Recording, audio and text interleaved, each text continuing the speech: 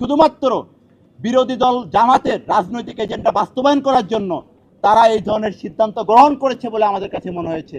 দেখেন, আমরা জানি যে বিগত অন্তর্বর্তীকালীন সরকারের অব্যবস্থাপনা এবং ব্যর্থতার কারণে সারা বাংলাদেশে শিশুদের মধ্যে হামের যে প্রাদুর্ভাব সেটি কিন্তু ছড়িয়ে পড়েছে এবং ইতিমধ্যে কয়েকশো শিশু কিন্তু এই দুনিয়া ছেড়ে আমাদেরকে ছেড়ে তারা কিন্তু চলে গিয়েছে।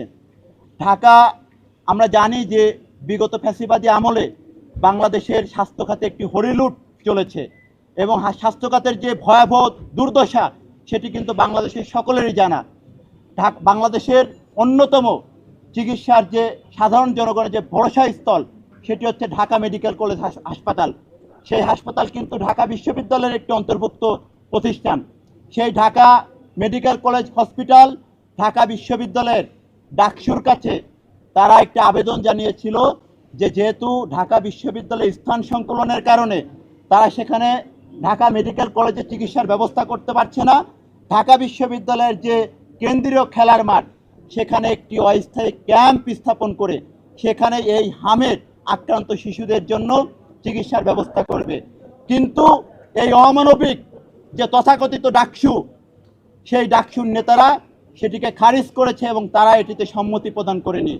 আমরা এই বিষয়ে বিশ্ববিদ্যালয়ের ভিসি বরাবর জানতে চেয়েছি এবং তাদের এই অমানবিক কর্মকাণ্ডের ব্যাপকভাবে নিন্দা জ্ঞাপন করেছি। যে ঢাকা বিশ্ববিদ্যালয় বাংলাদেশের বিভিন্ন প্রান্তে যখনই দেশের ক্রান্তিকাল তখনই কিন্তু এই বিশ্ববিদ্যালয়ের শিক্ষার্থীরা সাধারণ জনগণের পাশে দাঁড়িয়েছে।